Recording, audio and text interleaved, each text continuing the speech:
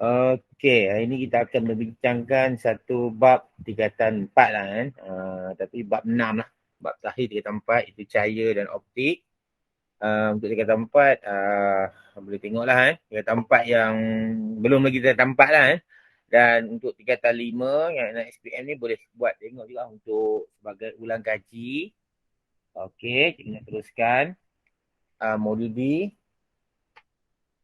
Okey, pertama sekali kita akan bincangkan tentang cahaya yang bergerak daripada air. Betul lah, air ke udara. Air ni maksudnya ketumpatan tinggi lah kan. Ketumpatan tinggi ke udara, ketumpatan rendah kan. Jadi kita pernah ajar kan, kalau ketumpatan tinggi ke ketumpatan rendah itu lebih kurang je kan. Lebih kurang je kan. Tidak. Maksudnya ketumpatan tinggi ke ketumpatan rendah itu lebih kurang je, maksudnya menjauhi garis normal. Okey, dalam kes ini, tajuk yang kita akan bincang pantul dalam penuh. Okey, bermula kita akan tengok ada 4 biji lampu kat sini kan. A, B, C, D. Dan kita akan tengok. Kita akan hidupkan lampu di satu demi satu lah. A, B, C, D. Tapi lampu ini berada di dalam air. Yang punya ketumpatan yang tinggi. Dan dia akan keluar. Cahaya itu akan keluar pada kawasan yang ketumpatan yang rendah. Itu udara. Ini air bahasa Inggeris lah kan. Okey, kita tengok lampu yang pertama. Apa jadi? Lampu pertama dia bergerak betul-betul membuat sudut 90 darjah dengan permukaan satak kan. Dan kita tahu garis normal adalah mana? Okey, sinar 7 kita dulu kan. Sinar 7 dan kita lukis garis normal. Garis normal dilukis itu garis normal apa dah? Satu garis yang apa? Yang membuat 90 darjah dengan satar. Kan? Satar ni permukaan ni lah kan. Permukaan ni atau persempadan antara air dengan udara. Ini menyebabkan cahaya ini akan berada betul-betul. Sinar 7 betul-betul berada di atas garis normal. Disebabkan sinar 7 betul-betul berada di garis normal, maka pembiasan masih berlaku. Tetapi sinar itu tidak apa? Tidak dibengkokkan. Tidak dibengkokkan kan. Walaupun dia bergerak daripada ketubatan lebih ke kurang ketubatan, atau kita kata lebih kurang je kan. Lebih kurang je, lebih ke kurang menjauhi garis normal. Tapi dalam kes ini dia akan di atas garis normal. Dia akan terus di atas garis normal. Sinar biasanya betul-betul di atas garis normal. Kerana pembiasan berlaku tetapi tidak bengkok. Itu maksudnya kan. Jadi sinar tidak bengkok apabila garis normal. Okey, jadi formula yang kita pakai di sini, kita tak boleh guna formula yang digunakan yang ada sudut tu. Sin I per sin R. Sebab apa? Sebab tak ada sudut. Sudut 7 pun kosong. Sudut pembiasan pun kosong dalam gambar ni. Sebab cahaya bergerak lurus. Kan? Jadi kita kata formula yang paling sesuai ialah C over V. C adalah laju cahaya pada medium ketumpatan rendah. Itu udara ataupun vacuum. Kan? V adalah laju cahaya dalam medium ketumpatan tinggi. Iaitu air ataupun macam-macam lagi lah. Yang cikgu cakap kamu Kia kan? Kia. Kaca, intan, air. Dalam kes ni air lah. Okey. Kita pergi pada slide yang berikutnya. Saya tak apa kot itu kan. Pembiasan yang seterusnya. Itu pembiasan kita hidupkan lampu B pula. Tadi lampu A kita hidupkan. Kita hidupkan lampu B pula. Okey, lampu B bergerak, cahaya dia hidupkan dan dia tuju pada titik yang sama juga. Titik yang sama. Tadi A kita tuju kat sini, B pun kita tuju sini kan. Okey, jadi garis normal dia macam ni. Sama juga yang tadi juga. Garis normal tak berubah lah sebab titik yang sama, satah yang sama, garis normal pun yang sama. Okey. Jadi dalam kes ni kita boleh guna keadaan lebih kurang jauh. Kan? Itu lebih kurang je atau lebih ketumpatan kepada kurang ketumpatan dia akan menjauhi garis normal ataupun dia bengkok kan, cahaya ni akan bengkok menjauhi garis normal kan. Apabila menjauhi kan, bengkok. Ni silap ni menjauhi garis normal kan. Betul. Kadang notas okey ni sudut dia. Sudut pada ketumpatan rendah panggil sudut 7 dan sudut pada ketumpatan ketumpatan tinggi adalah sudut 7. Sudut pada ketumpatan rendah panggil sudut biasan. Kan? Ni I incident angle, sudut 7, R refracted angle, sudut pembiasan. Okey kan? Jadi apabila sudut 7 dibesarkan, bila kamu besarkan sudut 7 ni, kamu dapati sudut biasan semakin besar. Betul tak kan? Ni. Apabila sudut tujuh dibesarkan, sudut biasan akan dibesarkan. Sebab apa? Sebab dia menjauhi garis normal apabila bergerak daripada ketumpatan tinggi ke ketumpatan rendah. Okey. Untuk kes gambar ini, kita boleh katakan bahawa formula yang kita akan guna itu N sama dengan sin I per sin R ke sin R per sin I. Jadi kamu dah tahu kan. Yang lepas cikgu dah cakap dah, yang di atas tu mesti berketumpatan rendah. Jadi kita guna formula hukum Snell juga, tapi pastikan yang di atas tu mesti ketumpatan rendah. Jadi sin R per sin I. Sin R per sin I. Okey kan? Ataupun kita boleh guna juga formula yang tadi lah kan. Itu C over V. Masih boleh gunakan. Kan? C over V dan juga sin I per sin R. Jadi formula ni lebih luas penggunaan dia kan. Okey. Cikgu teruskan. Berikutnya itu lampu. Sekiranya lampu C pula dihidupkan kan. Tadi lampu A kita cikgu ceritakan di mana cahaya tidak bengkok kan. Dia bergerak lurus sebab di atas berada di garis normal. Lampu B dia akan bergerak menjauhi garis normal.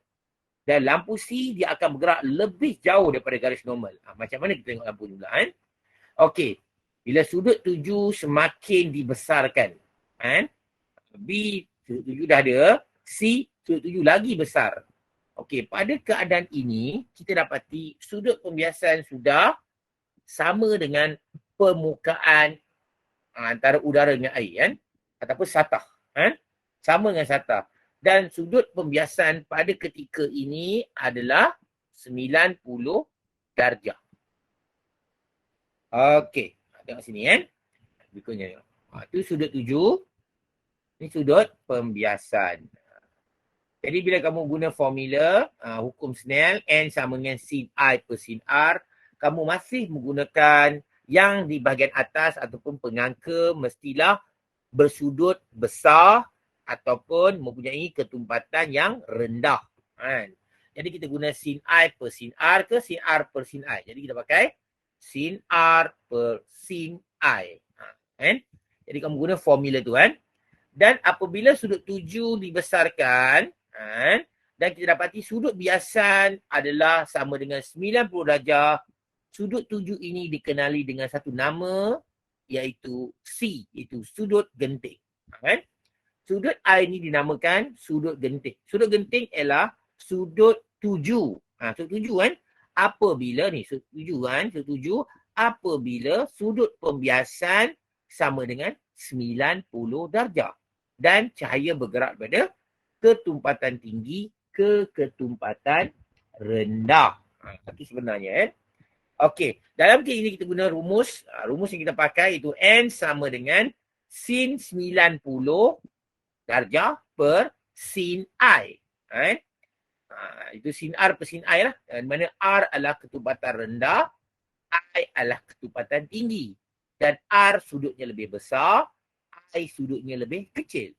Jadi kan, kenapa? Sebab cahaya bergerak pada ketumpatan tinggi ke ketumpatan rendah. Itu lebih ketumpatan, kurang ketumpatan, menjauhi garis normal ataupun kita kata lebih kurang je. Okey kan? Jadi kita sin I per sin I. Jadi bila kamu tekan kalkulator sin 90 darjah, sin 97 adalah sama dengan 1. Itu 1 per sin C. Jadi formula telah bertukar. N sama dengan 1 per sin C. Ini adalah satu fenomena pembiasan yang terakhir berlaku kan. Ialah pembiasan yang terakhir. Jika kamu besarkan lagi sudut tuju ini, cahaya ni akan masuk ke dalam. Masuk ke dalam medium tu sendiri. Itu yang dinamakan pantulan dalam penuh. Okey, bila pantulan dalam penuh berlaku? Bila sudut tuju ni dibesarkan lagi, iaitu sudut tuju melebihi sudut genting. Yang kita akan ceritakan dalam lampu D. Okey kan? Okey, mari kita tengok lampu D. Okey, lampu D, kita hidupkan lampu D, masih tembak ataupun masih target di tempat yang sama juga kan. Jangan ubah kan. Kalau kamu ubah jadi masalah sikit lah kan. Jadi target tempat yang sama juga. Okey, jadi tengok sini. Garis normal, sudut dah membesar. Ataupun kita kata sudut tuju sudah melebihi sudut genting. Jadi sebab berlakunya pantulan, cahaya itu masuk kembali dalam medium yang sama. Jadi ini sudah mematuhi hukum pantulan. Hukum pantulan kata apa? Sudut tuju sama dengan sudut ni pantulan. Ini bukan sudut pembiasan lagi. Ini adalah sudut pantulan. Kan? Okey. Dan ini namakan pantulan dalam penuh. Nanti kita cerita lagi kan. Okey. Jadi dalam kes ini dikatakan untuk D kita dapati sudut tuju melebihi sudut genting. Sudut genting. Sudut genting adalah sudut tadi lah. Yang 90 darjah menjadi 90 darjah. Okey. Jadi hukum pantulan sudut tuju sama dengan sudut sudut tuju sama dengan sudut pantulan. Jadi kita tengok sini, kita boleh buat rumusan tentang syarat pantulan dalam penuh. Dan cikgu rasa kamu perlu hafal lah ni kan. Kamu dah faham cikgu ajar ni, kamu boleh hafal. Syarat pertama ialah cahaya bergerak daripada, cahaya bergerak daripada ketumpatan tinggi ke ketumpatan rendah. Ini syarat pertama kan. Syarat yang kedua iaitu sudut tuju melebihi sudut genting. Pantulan penuh berlaku apabila sudut tuju melebihi sudut genting. Sudut genting itu sebenarnya sudut tuju juga.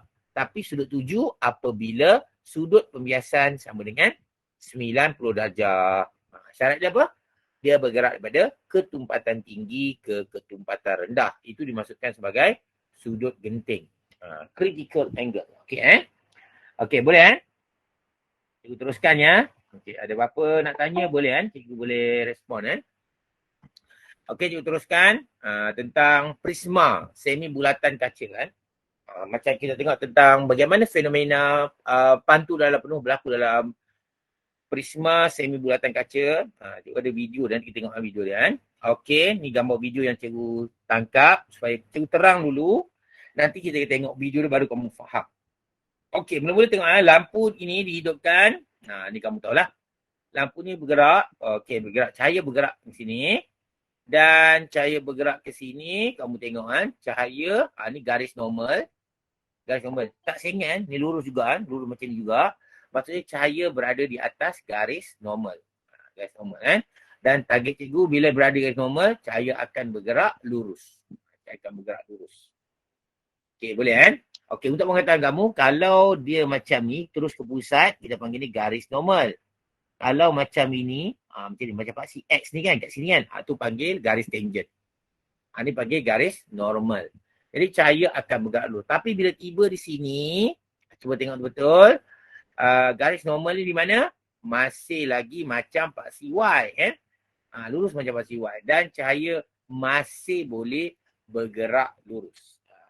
Maksudnya dalam kes ini, kedua-dua kes cahaya melalui garis normal pada sempadan yang pertama. Yang kedua, cahaya melalui garis normal pada sempadan yang kedua. Dan kita dapati cahaya bergerak lurus. Seperti gambar yang ditunjuk sini. Cahaya bergerak lurus. Okey. Harap kamu faham lah ingat bila lalu garis normal, cahaya akan bergerak lurus sebab melalui garis normal. Masih lagi fenomena pembiasan. Okey Okey, kita teruskan yang kedua pula. Gambar yang kedua ni, kamu tengoklah. Cahaya akan bergerak, akan tembak tempat yang sama. Kat sini juga Tembak tempat yang sama, sini. Dan garis normal dia masih lagi di sini. Untuk semi bulatan dia mesti sini. Sebab garis tangent dia mesti macam ni lah. Ada garis tangent dia macam ni. Nampak garis tangent. Okey. Tu garis normal. Dia bergerak lurus. Sebab dia bergerak di atas garis normal, dia lurus. Okey Dan berada di sini. Sampai di sini, garis normalnya macam ni. Maksudnya sinar tuju ni mempunyai sudut. Sudut. Bila mempunyai sudut, kamu kena tahu cahaya akan dibengkokkan. Dibengkokkan ketumpatan tinggi ke ketumpatan rendah, dia akan menjauhi garis normal. Kalau lurus, dia lurus terus kan. Tapi sebab menjauhi garis normal, dia akan lebih ke kanan. Jadi berlakunya pembiasan ini Dan kita boleh guna formula N sama dengan sin R per sin I. Ataupun kita pakai C per V. Kita cahaya bergerak menjauhi garis normal sebab bergerak kan dari ketumpatan tinggi ke ketumpatan rendah dalam kes ini. Dalam kes ini dia bergerak lurus sebab apa? Dia berada di atas garis normal. Okey, boleh faham bila lampu letak dari sini. Ni lampu lah ataupun kita kata apa? Alur cahaya yang kita kenakan lah kan. Masih lagi fenomena pembiasan. Sama dengan cerita tadi juga. Tapi dalam kes ni kita cerita tentang apa? Semi bulatan lah. Prisma kan. Okey, semakin bertambah sudut tuju, semakin bertambah sudut biasan. Sama dengan kes tadi. Tadi bergerakkan daripada dalam air ke luar. Ni kes semi bulatan kan. Okey, teruskan. Okey, tukar lampu pula. Lampu letak dekat sini. Lampu tu. Maksudnya sudut tuju kita besarkan. Masih lagi tembak di sini. Tembak ke pusat ni. Maksudnya dia akan melalui garis normal. Teruskan melalui pusat yang sama lagi kan. Okey, tak apa. Kita teruskan. Melalui pusat yang sama ini, tengok betul. Di sini cahaya akan bergerak menjauhi garis normal. Dan kebetulan sudut pembiasan pada ketika itu adalah 90 darjah dalam keadaan macam ni. Nampak ada sinar ni. Tapi kalau kamu tengok sudah ada sikit tentang pantulan dalam penuh. Dia ada persen kan. Ini mungkin ada berapa persen nak bertukar kepada sinar yang dipantulkan. Masuk balik dalam fasa tu. Boleh faham kan? Tu boleh nampak pantulan penuh sudah hampir nak berlaku kan. Okey. Tapi masih lagi dikira sebagai pembiasan. Okey kan? Okey. Kita teruskan. Cahaya bergerak menjauhi garis normal sebab bergerak kecepatan tinggi kita rendah. Okey, betul. Dan sudut ini adalah 90 darjah ataupun kita kata sini. 90 darjah dan sini adalah sudut genting. Okey. Sudut biasa 90 darjah dan sudut tuju pada ketika ini dikenali dengan nama sudut genting. Okey kan? Okey, teruskan. Fenomena masih lagi fenomena pembiasan dan kita terdapat juga pantulan lemah berlaku kan. Itu pantulan dalam penuh signalnya agak lemah lah sebenarnya kan. Okey, kita teruskan. Sekiranya sinar tuju, nampak ni masih lurus lagi. Sebab apa? Masih tembak di pusat ni. Jadi sinar tuju masih lagi dalam keadaan lurus di sini. Sebab melalui garis normal. Tiba di sini, sinar tuju, sudut tuju melebihi sudut genting yang tadi tu. Bila melebihi sudut genting, cahaya masuk sepenuhnya ke dalam medium yang sama. Nampak? Dia akan masuk sepenuhnya medium yang sama. Tengok dia akan bergerak lurus. Okey, bergerak lurus. Itu cerita dia. Jadi dalam kita fenomena dipanggil fenomena pantulan. Tapi kalau kamu dapat soalan periksa, kamu jangan jawab pantulan kan. Sebenarnya pantulan dalam penuh. Pantulan penuh sebab dia melibatkan prisma kan. Ketumpatan tinggi ke ketumpatan rendah. Jadi sudut tuju melebihi sudut genting. Sudut tuju sama dengan sudut pantulan. Dua ni. Dan cahaya bergerak pada ketumpatan tinggi ke ketumpatan rendah. Itu menjadikan pantulan dalam penuh. Dalam prisma semi bulatan. Okey kan? Okey, kita tengok video ni sambil kita pasang video tu kamu boleh cikgu terangkan. Tengok sama lah kan. Okey, cuba tengok bagaimana eksperimen ni dikendalikan. Total internal reflection. Kamu tengok sama. Okey, disediakan prisma diletakkan di sini. Dia buat siap-siap sudut sudut 0 sampai 80 ini pun sama. Okey, dia tujukan cahaya terus di sini. Okey, sampai sini cahaya bergerak lurus. Cikgu dah terang tadi. Sebab apa? Semuanya melalui garis normal. Garis normal. Okey, sudut tuju akan ditambah. Nampak Daripada 0 jadi 10 darjah. Dan sudut pembiasan semakin bertambah.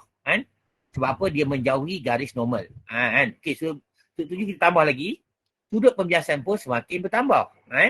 Dan kita masih tuju pada titik yang sama ni saja. Tuju. Okey, kita besarkan lagi. Besarkan lagi sudut dia. Sudut pembiasan semakin membesar. Okey. Kita besarkan lagi sehingga. Tengok betul-betul. Kamu tengok betul. Nampak? Pantulan penuh sudah wujud di sini. Pantulan penuh. Tapi yang lemah. Okey. Dekat hampir ini. Dah hilang dah.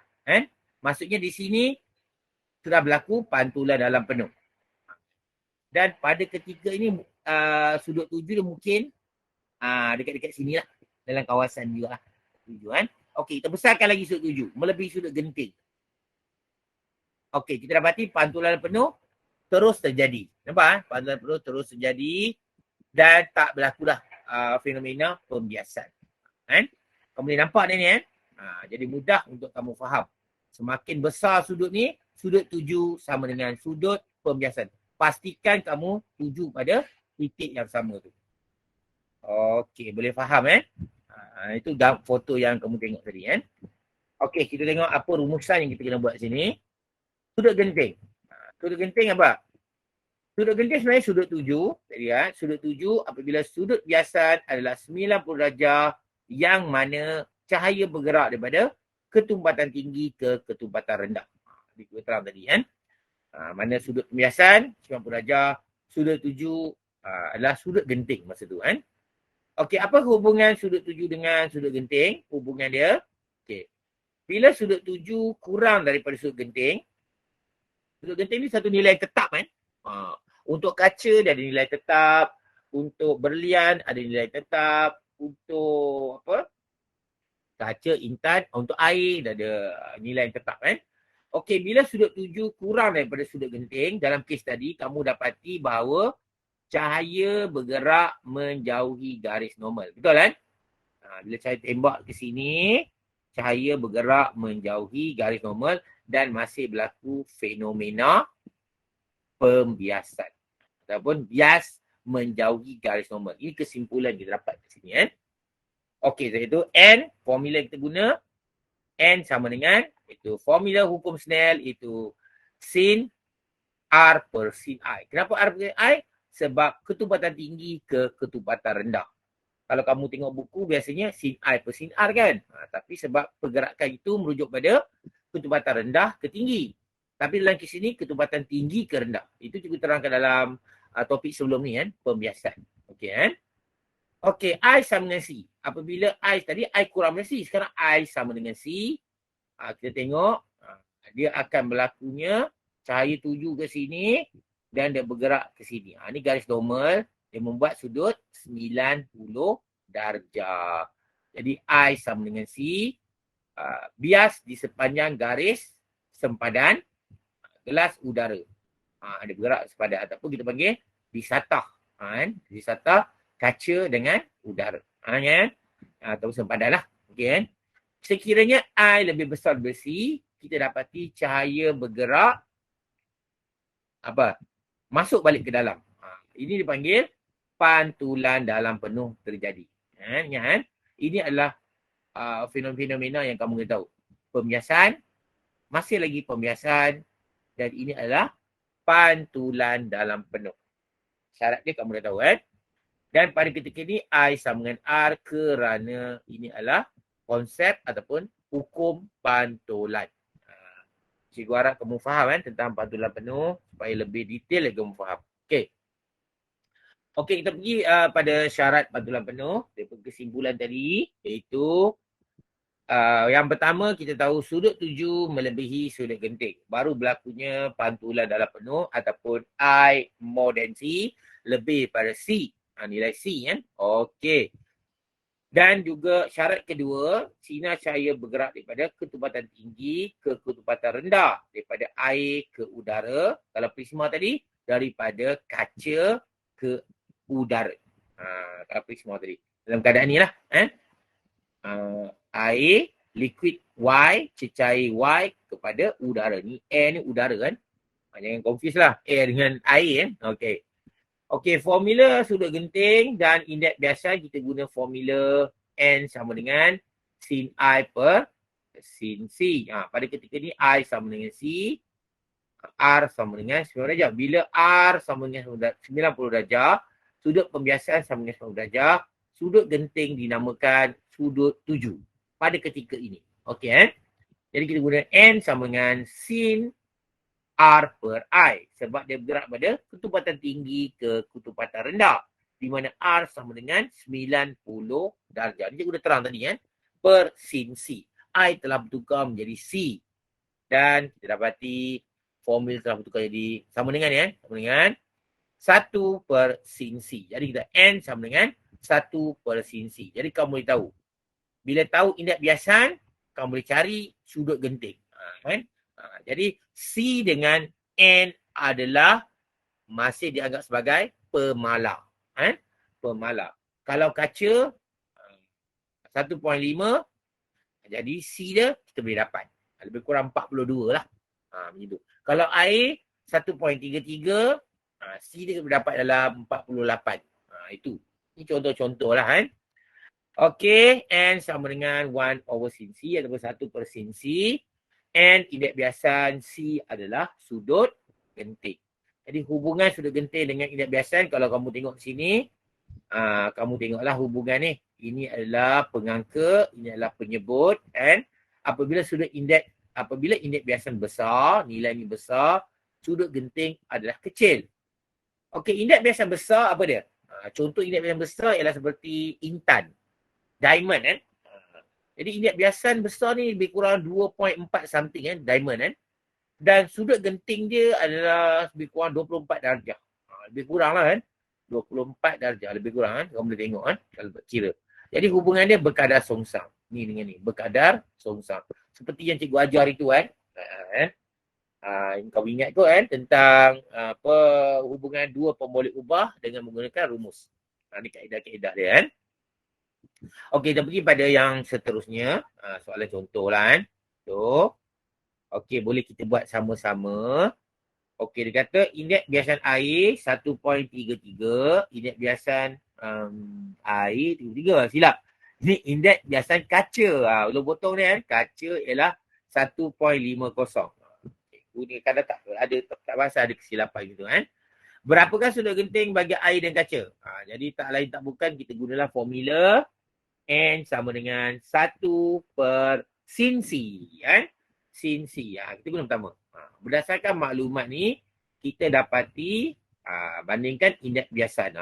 Mula soalan pertama tanya, bandingkan indeks biasan. Ni senang lah. Bandingkan kaca berapa? Kaca 1.5. Air 1.33. Air 1.33. Jadi kita dapati indeks biasan kaca lebih besar daripada indeks biasan air. Kalau kamu ada apa-apa soalan, kamu boleh type di ruangan mesej lah. Ataupun nak open mic pun boleh lah. Okey, hitungkan berapakah sudut genting bagi air dan kaca. Kita guna formula yang kita cakap tadi. Itu N sama dengan 1 over sin C. Yang formula yang kita pakai tadi. Jadi kita gantikan indeks biasan air 1.33. Yang ni, 3. Dan sama dengan 1 per sin C. Jadikan C sebagai tajuk rumus. Jagalah. Masa tekan kalkulator ni jaga kan. Ini dua ni boleh berpindah tempat. Ini turun ke bawah. Sin C naik ke atas. Dia jadi macam ni. Tekan kalkulator kan. Okey. Air dapat 48.75. Dan kaca kamu dapat ni 42. Okey, nampak kan? Air indeks biasan dia rendah. Sudut genting dia besar. Kaca indeks biasan dia tinggi. Sudut genting dia rendah. Jadi samalah kita kata tadi. Hubungan indeks biasan dengan sudut genting adalah berkadar songsang. Kalau kamu tengok tu kan. Bandingkan sudut genting air dengan sudut kaca. Jadi kalau kita tahu lah tadi. Sudut genting air dan kaca. Saya elap ni kan. Kita maaf lah, sudut genting air lebih besar daripada kaca. Cikgu tu silap tulis. Lebih besar ni kan. Sudut genting air lebih besar. Dia tukar ni kan. Lebih besar daripada kaca kan. Hubungan sudut genting dengan sudut biasan. Indeks biasan. Iaitu berkadar songsang. Dan kamu boleh jawab dalam keadaan songsang sebab apa? Ada formula yang menyokong jawapan kamu. Kalau tak ada formula, kamu akan jawab apabila apabila indeks biasan bertambah, sudut genting bertambah. Kamu jawab macam tu. Tu. Kalau dalam soalan SPM. Paling selamat jawab macam tu. Kalau kamu nak jawab berkadar songsang, berkadar terus boleh. Untuk soalan struktur. Struktur soalan isi kena tulis penuh. Soalan struktur kamu boleh tulis. Tapi dengan syarat ada formula yang menyokong jawapan kamu. Formula yang menyokong jawapan kamu. Okey, kita pergi pada soalan yang berikutnya. Okey, jangkakan apakah yang berlaku pada sinar 7. Sokong jawapan anda dengan pengiraan Okey, kita tengok sini. Pokoknya indeks biasan 1.33. Kita tahu dah indeks biasan air 1.33. Daripada indeks biasan ni kita boleh dapat sudut genting. Dengan menggunakan formula N sama dengan 1/sin C. Jadi kamu cari sudut genting dia. Dengan ganti N sama dengan 1. Jadi kita dah kira tadi. Okey, sin C 1/N. Okey. C sama dengan ni 1/1.33. C sama dengan 48 ataupun 50 lah, senang. Dia ni terlalu, jangan buat macam ni lah. Kamu jawab 48 point something lah. Okey. Dan kita dapati sudut tuju dalam gambar ni adalah 55. Sudut genting adalah 50. Kita berdapati di sini. Dan I 55 dan C 50. Dan kita kata I lebih besar daripada C. Bila I lebih besar daripada C, maka kita tahu apakah fenomena yang berlaku di sini. Jadi fenomena apa yang berlaku? Fenomena pantulan dalam penuh. Total internal reflection, pantulan penuh. Jadi kita lukis di mana dia mematuhi sudut tuju sama dengan sudut pantulan. Itu I sama dengan R. Jadi kita boleh ramalkan apa yang berlaku di sini. Okey, dan I sama dengan 55 dan R sama dengan 55 juga. Mematuhi hukum pantulan. Ini kisahnya Okey, boleh Boleh tak? Semua boleh Nak dengar suara kamu lah. Boleh tak boleh? Boleh ke? Boleh. Boleh, alhamdulillah.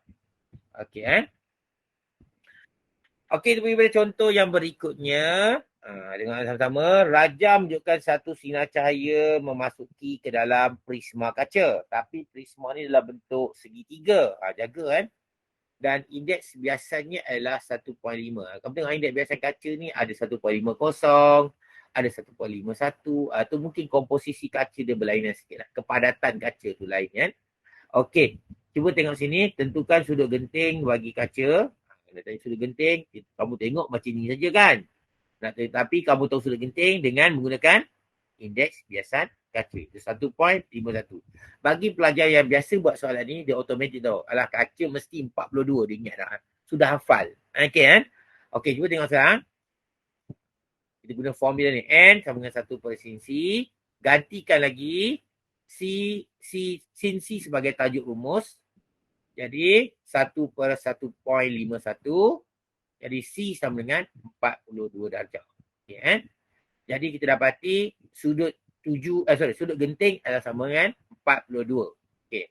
Dia kata lukiskan sinar selepas merambat melalui titik P. Kita dapati cahaya bergerak ke sini. Dan di sini di mana garis normal dia? Garis normal dia adalah mana? Macam paksi X ke paksi Y? Okey, dah tentu macam paksi X. Garis normal. Sebab ni satah dia kan. Garis normal dia macam ni. Dan kita dapati sinar tuju ni melalui garis normal. Jadi sinar itu akan bergerak lurus. Ni garis normal dia. Dia akan bergerak lurus. Okey. Bergerak, walaupun bergerak dari ketepatan tinggi, ketepatan rendah ke ketepatan tinggi, dia bergerak lurus kerana cahaya bergerak di atas garis normal.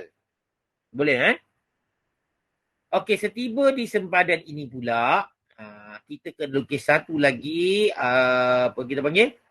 Garis normal. Garis normal dia mesti membuat 90 darjah dengan satah. Jadi ni satah, bila buat 90 darjah dia akan macam ni. Dia akan macam ni Tengok betul-betul kita tunjuk ni dia akan macam ni. Ni, macam tu. Jadi sudut sini 90 darjah. Ni garis normal. Okay, Dan kita dapati sudut di sini, kalau kamu faham tentang matematik, bentuk segitiga, kalau sini 45, ini tentu 90 darjah semua ni kan. Sini 45, sini dah tentu 45. Betul tak? 45, sini pun 45. Sini 90 darjah untuk segitiga ni kan. Dan sini tadi kita kata 90. Dan baki dia adalah 45. Jadi kita tahu sudut tuju ni sama dengan 45 darjah. Okey Jadi sebabkan sudut tuju ni sama dengan 45, maka sudut tuju ni telah melebihi sudut genting. I 45, sudut genting 42 yang kita kira tadi tu. Dan kita dapati bahawa sudut tuju melebihi sudut genting, maka pantulan dalam penuh berlaku. Pantulan dalam penuh berlaku sebab dia mematuhi syarat. Syarat dia I lebih besar daripada C. Yang kedua, dia bergerak pada ketumpatan tinggi ke ketumpatan rendah. Okey. Pantulan penuh Dan sudut tuju dia dalam kes ni 45.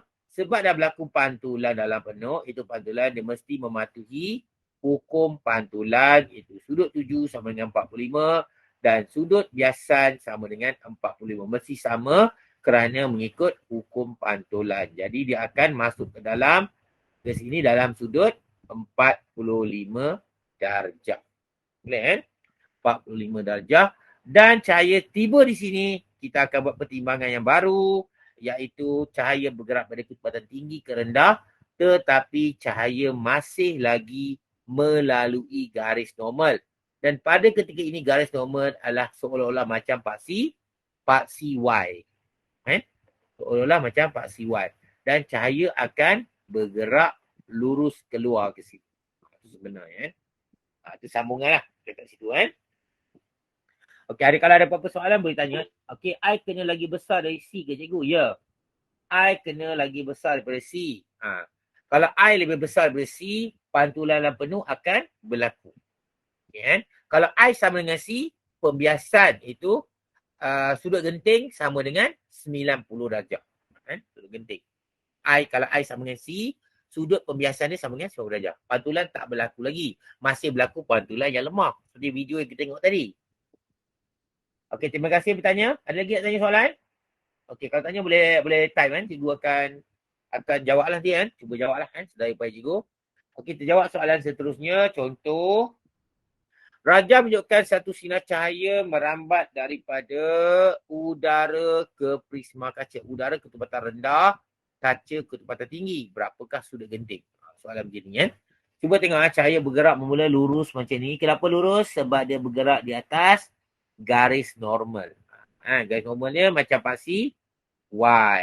Tiba di sini, kita berhenti lukisan kita. Kenapa? Garis normal dia di sini. Garis normal yang baru.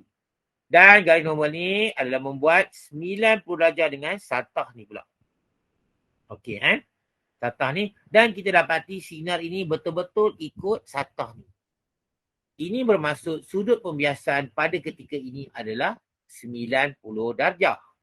Okey Okey, dalam kes ini kita tengok Okey. Sudut tuju apabila sudut biasan adalah 90 darjah yang mana cahaya bergerak daripada ketumpatan tinggi ke ketumpatan rendah. Ini dikenali dengan nama sudut genting. Yang kita kena faham apa maksud sudut genting dulu. Okey Okey, jadi kita tengok sini. Kalau sini 50, sini berapa? Cuba tengok betul. I sama dengan 50. Boleh I sama dengan 50. Tak apa, kita tengok dulu jadi R ni tahu 90 sebab sudut pembiasan. Jadi I sama dengan C. Sudut tuju sama dengan sudut pembiasan pada ketika ini. Minta maaf sudut tuju sama dengan sudut genting. Silap sebut Jadi I sama dengan 50 dan I sama dengan 50. Kalau sini 50, I ni pun 50. I pun 50. Jadi, kita dapat C adalah 50. Sudut genting adalah 50 dan sudut pembiasan adalah 90. Jadi, kita kata sudut genting sama dengan 50 darjah. Sebab apa? Sebab sudut tuju ni adalah dinamakan sudut genting. Kenapa? Sebab sudut pembiasan dia sama dengan 90 darjah dan bergerak daripada ketumpatan tinggi ke ketumpatan rendah. Kenapa ni 50, sini 50? Saya sudah terang tadi kat kamu.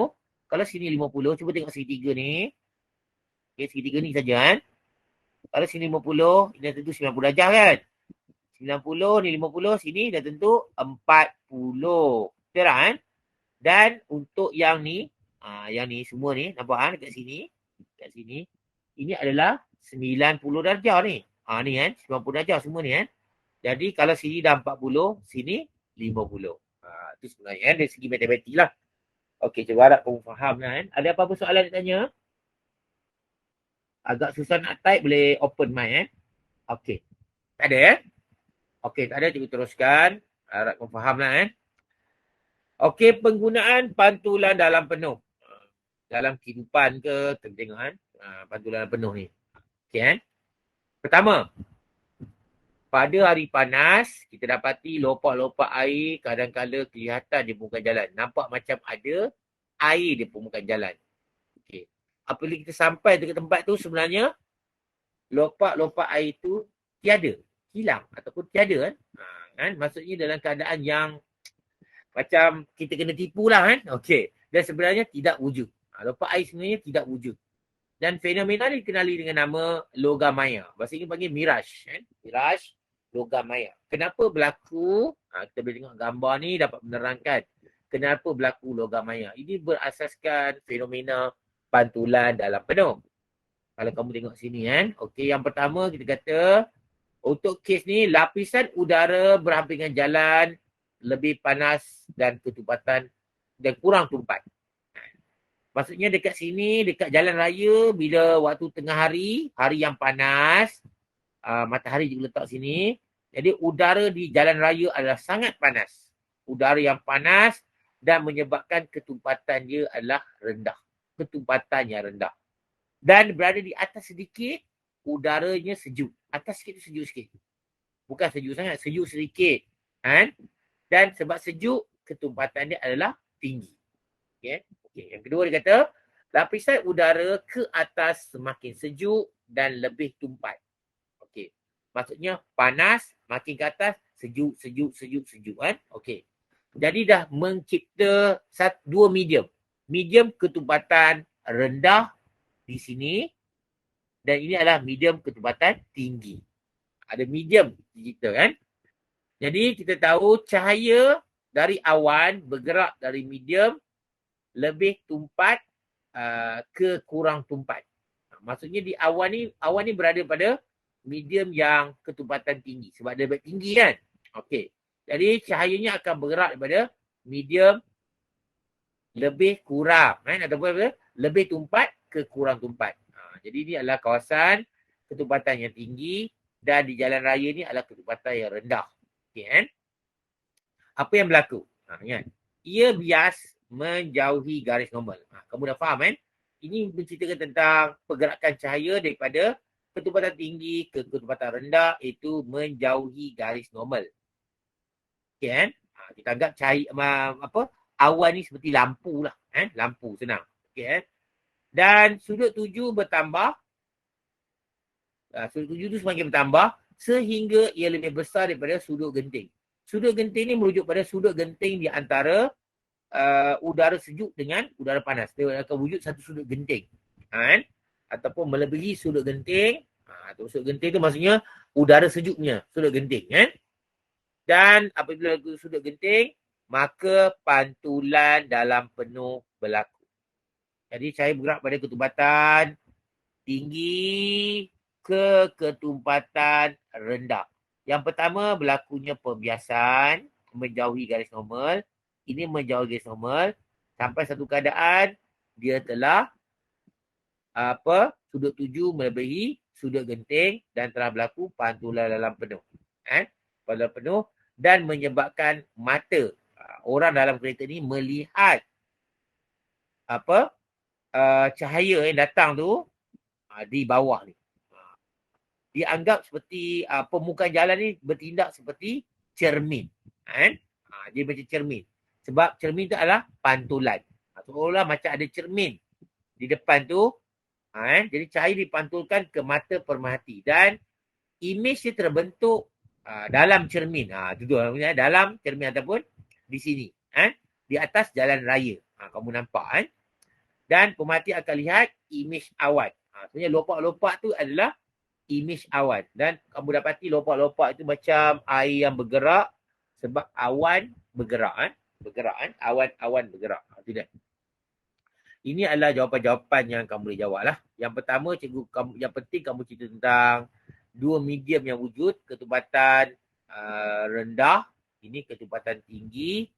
Okey, cahaya bergerak daripada kecepatan tinggi ke rendah. Itu penting. Okey, menjauh garis normal. Sudut tuju melebihi sudut genting. Okey. Dan cahaya dipantulkan. Pantulan kan. Itu pantulan dalam penuh berlaku. Okey. Okey, ada soalan nak tanya untuk slide ni? Okey, minta siapa boleh jawab? Tak, kalau kamu type boleh lah kan. Okey, tak ada ya? Tak ada, tak apalah. Kita teruskan faham lah tu. Kalau tak faham boleh tanya Boleh type lah satu ini Okey, tengok pada soalan seterusnya. Dia kata pelangi adalah satu fenomena semula jadi. Okey, betul. Kita biasa tengoklah pelangi apabila cahaya matahari menyinari berjuta-juta titisan air. Jadi titisan air berjuta di dalam udara. Kan? Apa titisan air ni maksudnya apa? Hujan lah. Hujan Selepas hujan, titisan air, kita dapat melihat satu lengkuk yang berwarna-warni. Lengkuk warna-warni lah. Terangkan bagaimana pembentukan pelangi. Ni. Dulu mungkin kamu cerita tentang bagaimana pelangi terbentuk, serakan cahaya apa kan. Simple je. Dalam fenomena pantulan penuh ni dia akan jelaskan lebih detail lah. Dan kita anggap ini adalah satu titisan air lah yang bulat ni. Satu titisan air dan cahaya matahari yang berwarna putih bergerak masuk ke dalam titisan air yang pertama. Okey kan? Okey, yang pertama. Cahaya putih daripada matahari memasuki titisan air. Cahaya itu mengalami pembiasan. Cahaya akan terbias. Sebab daripada kecepatan tinggi, rendah ke kecepatan tinggi, iaitu mendekati garis normal. Dan pada ketika itu juga berlakunya penyebaran kepada warna-warna yang berbeza. Dia akan tersebar sebab cahaya ni adalah cahaya warna putih. Jadi tersebar kepada 7 warna. Okey, untuk kes yang kedua, semua warna yang berbeza itu mengalami pantulan dalam penuh. Cahaya ni dia mengalami dan pada ketika ini mungkin sudut tuju telah melebihi sudut genting. Dan cahaya bergerak pada ketumpatan tinggi ke ketumpatan rendah. Di luar ni lah ketumpatan rendah Okey, yang ketiga, sinar cahaya dipantulkan. Jadi sinar tu dipantulkan. Ini berlaku pantulan lah ni Okey. Jadi daripada kecepatan tinggi ke rendah. Dekat sini. Berlakunya pembiasan pula. Nombor 3 ni berlakunya pembiasan. Pembiasan di mana cahaya bergerak daripada ketumpatan tinggi, titisan air, ke ketumpatan rendah dan menyebabkan penyebaran sekali lagi. Di mana cahaya berpecah kepada 7 warna. Okay. Ini menyebabkan kita dapat melihat cahaya pelangi. Daripada nilai ni. Daripada serakan ataupun pembiasan cahaya kepada 7 warna. Okey Boleh Sebab dia warna putih. Sebab dia terserak tu Okey, jadi teruskan. Okey, cuba soalan ni Ini contoh ni Contoh ni. Raja menunjukkan satu sinar. Okey, satu sinar cahaya memasuki ke dalam 2 prisma kaca. Ini biasa 1.51. Ini kita dah terang tadi. Namakan komponen untuk membina periskop ni. Komponen apa yang perlu? Ada 2 ni. Jadi 2 ni kita panggil sebagai prisma. Ataupun kita bagi sekali sudutnya. Prisma yang bersudut 45 darjah, 90, 45 darjah. Itu jawab dia tu. Lagi tepat. Okey Okey, berapakah sudut tuju? Gambar pun tak ada. Tengok gambar dah Saya kita bagi. Sudut tuju sama dengan 45. Sekiranya cahaya itu bergerak macam ni.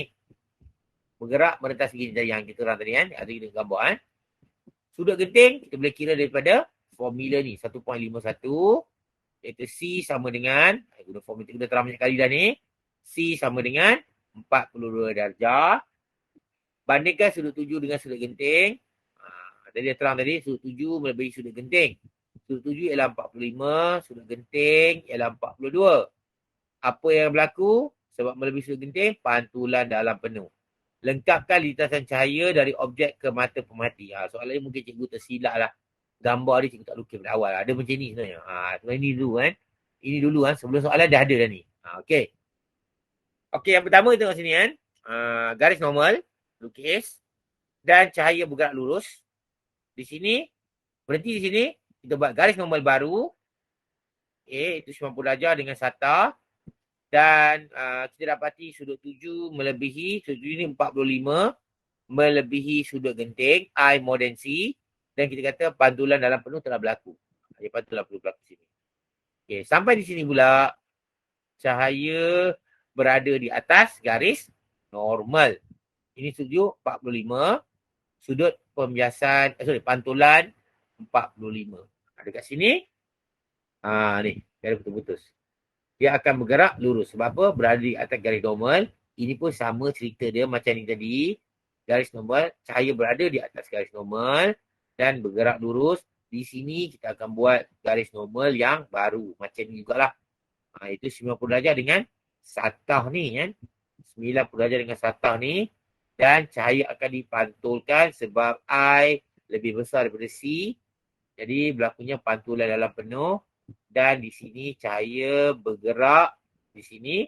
Kita kata di atas garis normal balik. Garis normal dan masuk ke mata kita. Kan? Masuk ke mata. Sudut 45. Sudut pantulan pun 45. Sama dengan kes atas. Dan cahaya masuk ke mata. Kan? Jadi bila kamu kata cahaya masuk ke mata, nyatakan ciri image yang terbentuk. Maya, tegak dan sama saiz. Jadi tiga itu tunjuk macam mana boleh jadi maya, tegak dan sama saiz. Jadi seolah-olah kamu tengok objek yang berada di tempat yang tinggi. Kamu tak nampak. Kamu pendek. Kamu tengok objek di tempat yang tinggi. Kamu boleh gunakan satu alat nama dia periskop. Periskop prisma kan. Dia kata ada kelebihan. Ada juga kita guna, yang ni tak guna prisma, kita guna kaca. Kan? Dalam kita kata terangkan dua kelebihan menggunakan periskop berprisma kaca berbanding dengan prisma cermin. Kenapa kita guna prisma kaca berbanding dengan cermin? Cermin, tahulah pantulan berlaku. Kalau prisma kaca, pantulan dalam penuh. Namun pun dalam penuh, cahaya masuk sepenuhnya. Jadi, sebab cahaya masuk sepenuhnya, image akan lebih terang. Sebab apa? Semua cahaya dipantulkan. Kalau kaca, ada cahaya dipantulkan dan ada cahaya yang tidak dipantulkan. Okey kan? Maksudnya tak kurang jelas lah gambar tu kan. Kurang cerah. Kurang cerah. Image lebih jelas sebab dah terang dan tiada gandan image terbentuk. Sebab pantulan penuh ni lagi jelas kelihatan berbanding dengan pantulan daripada cermin. Jadi dua alasan dia, lebih cerah, lebih jelas ataupun tiada image berganda. Kamu boleh jawab itu kan dalam peperiksaan. Okey kan? Okey, kita pergi pada soalan yang berikutnya. Itu contoh binocular. Binocular pula kan. Binocular ni teropong lah Kita namakan kegunaan sebuah binocular. Senang je. Iaitu melihat objek yang jauh. Namakan komponen untuk membina binocular. Masih lagi kita tentang prisma. Iaitu 90 darjah, 45, 90 darjah. Minta maaf. 45, 90, 45. Jawab macam tu kan. Apakah yang berlaku setelah sinar memasuki binocular? Gambar ni. Yang pertama, ni kepala. Kita ambil yang kepala, sinar kat kepala ni kan. Dia bergerak lurus sampai di sini. Sebab sebab dia berada di atas garis normal. Sampai di sini, garis normalnya, tengok. Ini garis normal lah. Okey. Jadi dalam kes ini kita dapati, dalam gambar ni kita dapati, telah berlaku pantulan dalam penuh sebanyak 2 kali. Nampak kan? Cahaya yang masuk sini, pantulan penuh berlaku sekali, 2 kali baru keluar, sampai sini sekali, 2 kali. Jadi berlakunya pantulan dalam penuh sebanyak 2 kali dalam binocular. Dalam periskop tadi berapa? Sekali je. Okey kan? Okey. Lengkapkan lintasan cahaya daripada objek ke pemerhati. Senang je. Cuba tengok sini. Kita ambil kepala dulu. Sampai sini kita buat garis normal kat sini. Tapi cikgu lukis cepat kan. Berlakunya pantulan penuh sebab kamu dah faham. Dia turun sini. Dan sini ada garis normal yang baru. Dan masih berlaku pantulan dalam penuh. Okey, ni garis normal ada. Dan sini ada garis normal. Berlakunya pantulan penuh. Dan terus. Kenapa buat lurus? Sebab ini berada di atas garis normal. Ini pun berada di atas garis normal. Dan berhenti di sini. Di sini kita akan buat garis normal yang baru. Dan berlakunya pantulan dalam penuh. Sebab sudut tuju melebihi sudut genting yang kita bincangkan tadi. Naik ke sini. Dan di sini kita buat baru. Itu garis normal. Garis normal macam ni. Dan berlaku lagi pantulan dalam penuh. Dan bergerak di kepala. Nampak? Cahaya dari kepala dia bergerak ke sini, bergerak dan sini adalah kepala. Boleh faham kan?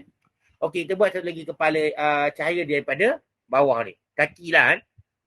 Ataupun kaki lah. Kan? Kita buat. Cahaya di sini. Kita buat ada merah pula kan. Okey, bergerak lurus sini. Okey, berlaku pantulan penuh. Garis normal baru. Berlaku pantulan penuh. Garis normal. Cahaya bergerak lurus. Di sini pula. Di sini berlaku pantulan penuh. Okey. Masuk ke sini. Dan di sini berlaku pantulan penuh. Dan terus perjalanan dia lurus dan berada di bawah. Dan observer ataupun pemerhati akan nampak kepala di atas, kaki di bawah. Seperti objek yang kamu lihat ni. Sebab tu kita kata objek adalah maya, tegak dan sama dengan objek lah. Sama saiz lah kan. Okey. Boleh faham kan? Boleh faham kan? Okey. Itu. Tapi untuk menjadikan dia lebih bermanfaat ataupun lebih boleh dapat objek lebih jauh, kita kena letak sini kanta. Sini kanta dan sini kanta. Kanta cembung. Dua kanta cembung. Nanti kita akan bincangkan dalam bab kanta cembung kan. Okey. Nyatakan ciri akhir dalam ni. Dah cakap dia maya tegak sama saiz. Okey kan. Okey. Untuk aplikasi yang lebih besar, kita letak dua kanta. Tengok. Kanta. Ni kanta letak bahagian mata. Ini sebagai kanta daripada objek. Jadi ini bagi kanta objek. Ni kanta mata. Jadi cahaya bergerak sini. Berlaku pantulan penuh. Okey. Garis normal. Tadi yang cikgu cakap tadi kan. Gerak. Garis normal. Berlaku pantulan penuh. Kita buat lurus terus sini. Di sini garis normal. Berlaku pantulan penuh. Di sini garis normal. Berlaku juga pantulan penuh. Dan terus masuk ke kanta. Dan kita dapati image yang kita dapat tu lebih besar. Lebih besar kan. Lebih besar. Sebab apa? Kita menggunakan dua kanta ni. Kanta ni dapat membesarkan image yang kita tengok tu. Nanti kita akan ceritakan lebih jelas bagaimana teleskop beroperasi. Jadi dia adalah sebahagian daripada dua kanta ni, sebahagian daripada teleskop. Nanti kita bincang bab teleskop kan. Okey, apakah kegunaan gentian optik? Gentian optik kan, tengok gambar ni. Gentian optik adalah satu gentian yang berlakunya pantulan dalam penuh. Dalam kes ini kita tengok kan, kegunaan dia iaitu kegunaan dalam komunikasi, menghantar maklumat, okey, isyarat-isyarat cahaya dan juga dapat membantu dalam perubatan untuk teropong lah teropong dalam badan kamu kan. Organ-organ dalam badan. Panggil endoskop kan. Namakan bahan untuk fiber optik, gentian optik ni. Jadi kita bahan yang termaju lah kita guna kan. Supaya tak patah masuk dalam badan patah. Susah. Jadi kita panggil gentian optik itu gentian optik plastik ataupun kaca yang tulis. Ada dua bahagian lah. Tapi ini boleh dilenturkan. Mudah dilenturkan kan. Bandingkan ketepatan teras PQ dengan pembalut luar P. Sebab kamu nak tahu berlakunya pantulan dalam penuh, jadi kamu tahu bahawa teras luar iaitu P mesti ketumpatan yang rendah. Dan teras di dalam ni, core dalam ni, ketumpatan dia tinggi. Okey kan? Okey, jadi cahaya bergerak ke sini.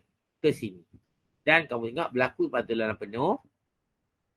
Berlaku pantulan penuh di dalamnya. Berlaku pantulan dan dia keluar. Cahaya dia keluar kan? Yang penting kita tahu ketumpatan yang di dalam tu lebih besar daripada yang di luar. Sebab apa? Boleh berlaku pantulan dalam penuh. Cuba tengok sini. Cahaya bergerak sini kan. Cahaya bergerak pada ketumpatan tinggi ke yang luar, ketumpatan rendah. Itu maksudnya kan. Okey, indeks biasan kita tahu sebab ketumpatan dia tinggi, mesti indeks biasan dia tinggi. Jadi indeks biasan Q lebih besar daripada P. Lengkapkan lintasan, cikgu dah buat tadi dah. Terangkan mengapa sinar cahaya mengalami pantulan penuh. Sudut 7 melebihi sudut genting. Jadi ada dua inilah kan. Medium. Dua medium dalam ketumpatan tinggi, di luar ketumpatan rendah. Itu menyebabkan berlakunya pantulan dalam penuh. Dan pada ketika itu sudut 7 melebihi sudut genting. Jadi bolehlah doktor melihat organ ke apa masalah dalam badan kamu lah. Okey kan? Cikgu teruskan. Okey, terangkan bagaimana isyarat cahaya dihantar melalui kabel fiber optik. Bagaimana? Cuba tengok kan? Cuba tengok gambar ni cukup lah. Isyarat cahaya dihantar, berlakunya pantulan dalam penuh berkali-kali di sini kan. Okey. Pembalut mempunyai indeks biasan yang rendah. Yang ni rendah, yang atas ni, yang balut dia, yang di dalam mempunyai indeks biasan yang tinggi. Seperti cikgu terang tadi. Macam ni tengok ni, ni bentuk yang kamu nampak. Ada dua kan, dalam dan luar, dua lapisan. Okey. Kita teras dalam mempunyai indeks biasan yang tinggi. Kalau kamu jawab periksa macam ni kan, tinggi, dan luar mempunyai indeks biasan yang rendah. Teras dalam, teras luar. Cukup. Sudah cukup kan? Lepas tu kamu kata cahaya yang masuki mengalami pantulan dalam penuh berkali-kali atau berturut-turut kan? Di dalam teras sehingga sampai ke hujung yang satu lagi. Berlaku pantulan dalam penuh berkali-kali sehingga hujung yang satu lagi. Kan? Hujung lagi. Jadi maklumat dihantar dengan pantas. Sebab apa? Sebab kita hantar cahaya. Jadi kelajuan ni sama dengan kelajuan cahaya. Dia kata sebab bebas daripada gangguan isyarat elektrik ataupun rintangan ke apa-apa kan. Jadi betul-betul dihantar kan. Jadi banyak sekarang ni kegunaan fiber optik digunakan secara meluas juga kan. Kalau kamu tengok ada iklan-iklan tentang fiber kan.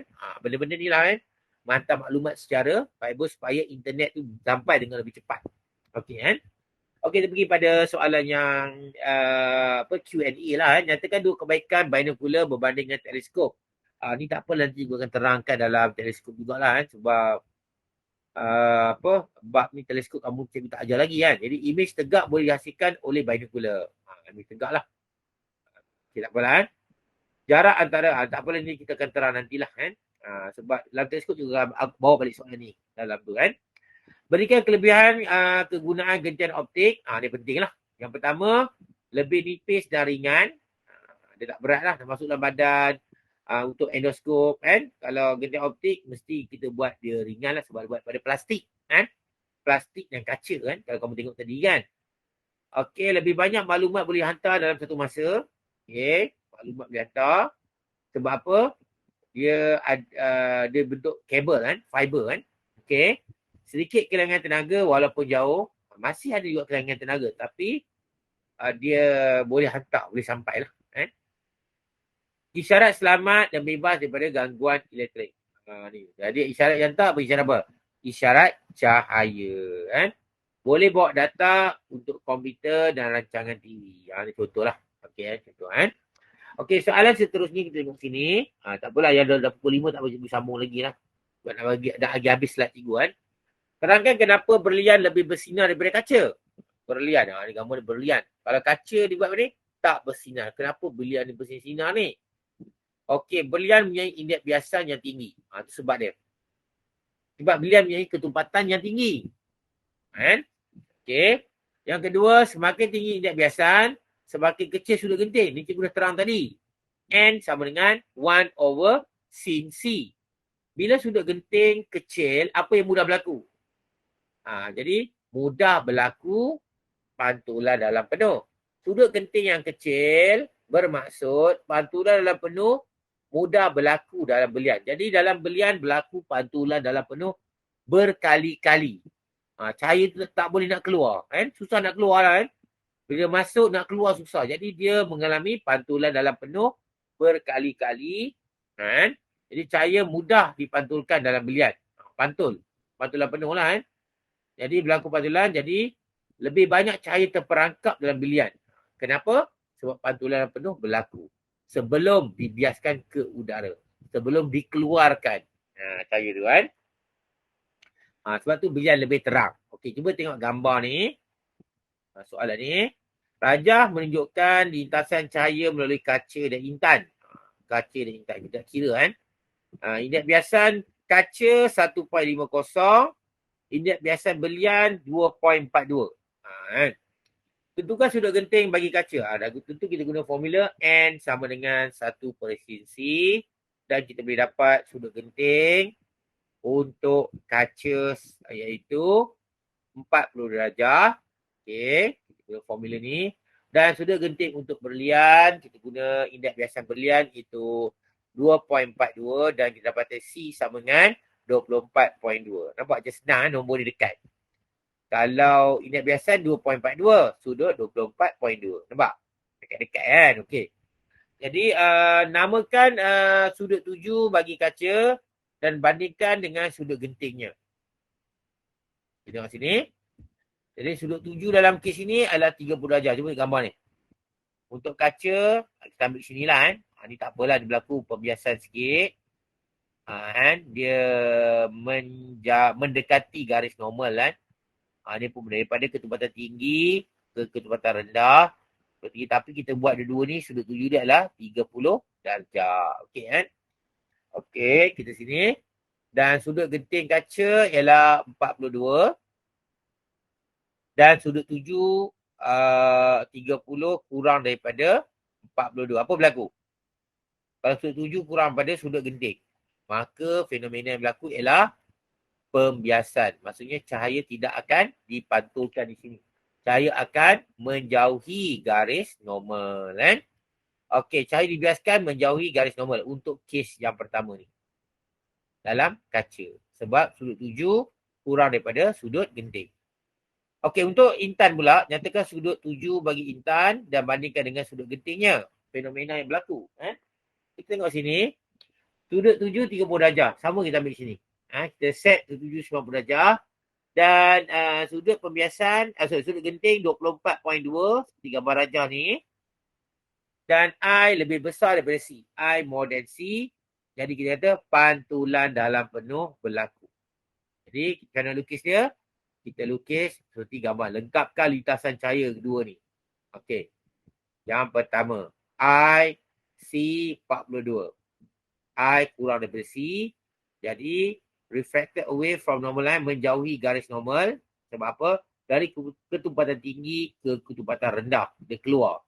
Okey, untuk intan, I sama dengan 30. C 24.4. Okey. I lebih besar daripada C. Okey. Berlakunya pantulan dalam penuh, total internal reflection. Jadi cahaya akan dipantulkan. Yang mematuhi hukum pantulan. Kalau 30 darjah sini pun 30 darjah. Dan cahaya dekat sini akan berlaku lagi pantulan penuh berkali-kali. Supaya lepas tu baru dia keluar kan. Berlaku lagi pantulan penuh sini. Berlaku pantulan penuh sini. Berlaku lagi pantulan penuh. Banyak berkali-kali dan menyebabkan berlian kamu dapati dapat apa? Lebih bersinar. Dalam kes ni gambar ni juga lukis tadi kan. Tengok gambar tadi. Pantulan penuh berlaku sebanyak sekali, 2, 3, 4 kali pantulan penuh. Sedangkan dalam kaca tak berlaku pantulan penuh. Cahaya terus keluar. Sebab tu berlian lebih bersinar-sinar. Sebab dia kan. Okey, kita teruskan ya. Ada soalan tak ada ya? Okey, teruskan. Okey, pergi pada soalan objektif. Okey, objektif. Dia kata sebelah sini.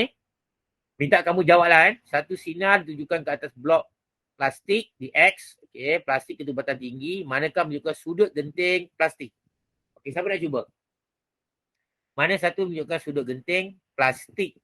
Kita tengok cahaya bergerak daripada gambar ni agak pening sikit lah. Kamu tengok sini ada A. Okey, cahaya bergerak daripada sini. Ini arah dia kan. Daripada sini. Pantulkan daripada X ni kan. Pantulkan dari udara sini. Sampai sini dia bergerak ke sini. Dia buat pilihan. Okey. Agaknya mana sudut genting plastik kat sini? Siapa dah jawab? Sudut genting plastik. Siapa cuba? Okey, cuba tengok kan. B kan. B. Okey, plastik kat sini kan. Syarat untuk sudut genting apa? Sudut 7 apabila cahaya bergerak daripada ketubatan tinggi ke ketubatan rendah. Kalau B ni, dia bukan sudut 7 dah. Okey. Kalau dalam C dengan D ni, kamu tengok kan. Ni garis normal kan. C dengan D, C adalah sudut 7. Okay, sudut 7 kan. Sudut 7 apabila sudut pembiasan sama dengan 90 darjah ni. Bila ni sama dengan 90 darjah, maka C dikatakan sebagai sudut 7. Iaitu sudut genting. Sudut genting kan. Sudut 7 ataupun sudut genting.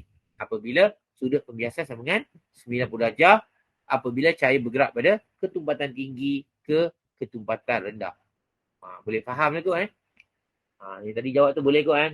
Boleh faham lah. Aku rasa kan. InsyaAllah boleh tu kan. Tadi kan Muhammad Ashraf jawab tadi kan. Okey kan. Okey, soalan seterusnya. Manakah antara berikut menunjukkan pantulan dalam penuh? Pantulan penuh mesti berlaku pada prisma. Yang pertama A, salah. Ini adalah pantulan. Yang kedua, prisma.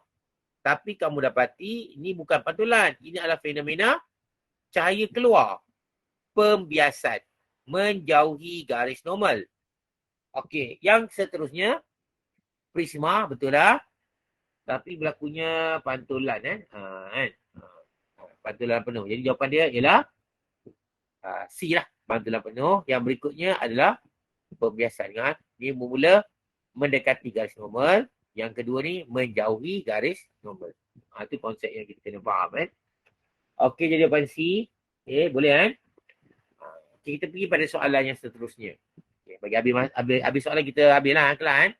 Okey, Raja menunjukkan sinar XO X ke O kan mengalami pantulan dalam penuh apabila cahaya merambat daripada kaca ke udara. Kaca gelas ke udara air kan.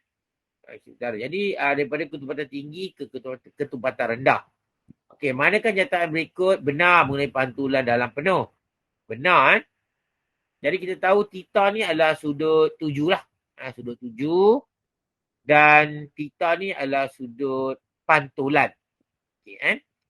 Okey, yang pertama dia kata sudut 7 theta lebih besar daripada sudut genting. Kalau kamu tengoklah gambar ni, sudah berlaku pantulan dalam penuh. Jadi automatik sudut 7 melebihi sudut genting. Jadi theta lebih besar daripada sudut genting. Betul lah ni kan? Okey, yang kedua, laju cahaya dalam kaca lebih tinggi daripada dalam udara. Ni taklah kan. Laju cahaya dalam kaca lebih rendah. Sebab dalam kaca dia mengalami masalah gangguan optik menyebabkan cahaya bergerak lebih perlahan. Yang cikgu terangkan yang lepas kan. Kaca ibarat bilik yang penuh dengan meja. Kelab bilik yang penuh dengan meja. Kalau udara, bilik yang kosong. Jadi mana yang kamu senang lari, dah tentu bilik yang kosong. Okey, yang R. Indeks biasan. Kaca lebih besar daripada udara. Ni dah confirm lah. Jadi jawapan dia dah tentu iaitu C. P dengan R. Okey. Ni suruh kamu jawab lah. Okey, Raja menunjukkan sinar P tunjukkan kepada blok kaca. Sudut genting ialah 42 darjah. Okey. Arah manakah cahaya bergerak daripada titik Q? Okey, cahaya bergerak ni lurus sebab apa melalui titik garis normal. Sampai di sini, sudut ni adalah 42 darjah. Maksudnya sudut genting 40 darjah. Jadi 42 ni adalah sudut 7. Sudut 7 42, sudut genting 42. Jadi sudut 7 sama dengan sudut genting. Jadi apa jawapannya kelas? Siapa nak cuba? Kamu boleh type lah kan? Apa jawapan dia tu? Mudah ya kan? Ada nak cuba? Apabila ya, Muhammad Azizi kan? Okey. Betul. Jadi jawapan ni ialah ni lah. Ni kan? C lah. Betul dah maksudnya sudut 7 sama dengan sudut genting. Maksudnya masih berlaku pembiasan dan pada ketika itu sudut pembiasan sama dengan 90 darjah. Itu daripada sini ke sini. Ni 90 darjah lah. Okey, tepat Okey, Raja menunjukkan kata rentas kabel gentian optik kan. Okey, manakah perbandingan betul? Ini juga dah terang tadi di mana dalam mempunyai ketepatan yang tinggi daripada permukaan luar. Jadi jawapan ni ialah A. Ketepatan P lebih rendah pada ketepatan Q. Ini senang lah. Okey, soalan ni. Raja 1, Raja 2. Dua raja menunjukkan sinar cahaya merambat daripada kaca ke udara pada sudut 7 yang berbeza. Sudut 7 yang berbeza. Pertama, sudut 7 dia sini. Pertamanya sudut 7 dia begini. Jadi sudut 7 ni lebih besar lah kan. Sudut 7 ni lebih besar. Sudut 7 ni lebih rendah. Okey. Manakah sudut genting? Manakah sudut genting? Jadi siapa nak cuba ni? Sudut genting mana satu? Sudut genting ialah, tapi ni huruf kecil, ni huruf besar. Tapi tak apalah kan. Kamu boleh faham kan. Okey, ada cuba jawab. Sudut genting. Tak apalah, cikgu bagi jawapan lah. Jadi sudut genting dia ialah R. Kenapa? Iaitu C. Kenapa? Ini adalah sudut tuju apabila sudut pembiasan membuat sudut 90 darjah. Jadi R ni adalah sudut tuju. Dan juga dikenali dengan nama sudut genting. Okey kan? Okey boleh Boleh, bagus. Kita teruskan. Okey, jadi ingat setakat ni saja kita punya kelas. Ibu ucapkan terima kasih kepada pelajar yang masih mengikuti kelas cikgu sampai ke saat ini dan cikgu ada buat rakaman, jadi suah hati lah untuk tengok semula lah Sekian dari cikgu. Terima kasih. Assalamualaikum warahmatullahi wabarakatuh. Sekian saja cikgu. Okey. Terima kasih. Terima kasih belajar. Terima kasih cikgu. Okey. Terima kasih, Cikgu. Sama-sama.